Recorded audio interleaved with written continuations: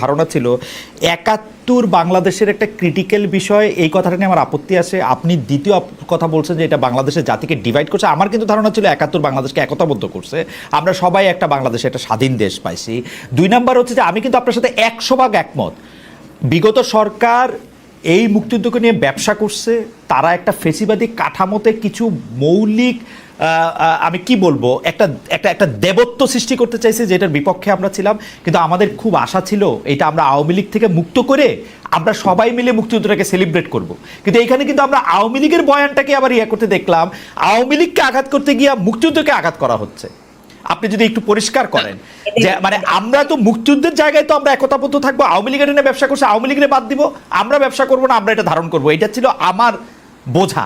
কিন্তু এখন তো আমি দেখতেছি যে না, মানে আওয়ামী লীগের যেটা আমি বিশ্বাস করতাম না যে ওরা না থাকলে আর মুক্তিযুদ্ধ থাকবে না, এই ব্যাপারটার দিকে নেওয়া যাইতেছে আর কি সবকিছু।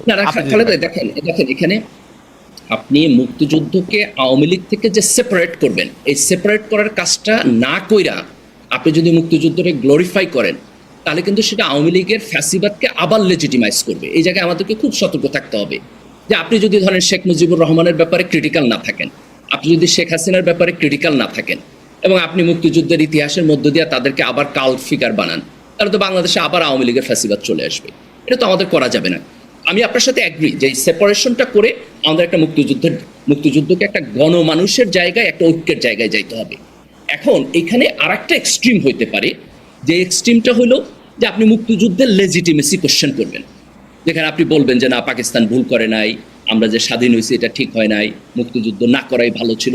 এইটাকে আপনি এক্সট্রিম একটা অপিনিয়ন বলতে পারেন, যেটা আপনি এখন বলতে চান যে কিছু কিছু জায়গায় আমরা এই ফেনোমেনাটা দেখি। কিন্তু আপনি যদি মেইন স্ট্রিম জায়গায়, আমি যদি জামাতের ব্যাপারে বলি, আপনি যদি জামাতের টপ লিডারশিপের সাথে আপনি কথা বলছেন, তাদের অফিসিয়াল স্টেটমেন্ট আসছে, এটা সত্য কথা যে তারা আনকন্ডিশনালি এখনো 71 ব্যাপারে বক্তব্য দেয় নাই, কিন্তু তারা এই এক্সট্রিম অপিনিয়নকে তো কোথাও এন্টারটেইন করে নাই। আপনি তো টপ লিডারশিপ, তাদের ফর্মাল অফিসিয়াল পজিশনে যদি আপনি দেখেন, তাহলে দেখবেন যে তারা কোথাও এটাকে এন্টারটেইন করে নাই। তো আমার বোধ হয় এই জন্য আমাদের যেটা কনক্লুসিভ জায়গায় যাইতে হবে, সেটা হলো আপনি মুক্তিযুদ্ধকে আওয়ামী লীগের ফ্যাসিবাদ থেকে ডিকাপল করবেন, এবং ডিকাপল করার পরে এটাকে গণমানুষের জায়গা থেকে ক্লেম করবেন, এবং সেই জায়গায় একটা বিশাল ঐক্য তৈরি করবেন। আমি যেটা বলছি যে মুক্তিযুদ্ধ একটা ক্রিটিক্যাল জায়গা, তার কারণ হলো আমরা এই কাজটাকে করতে পারি নাই, না পারার কারণে এই অনৈক্য আমাদের দেশের মধ্যে রয়ে গেছে।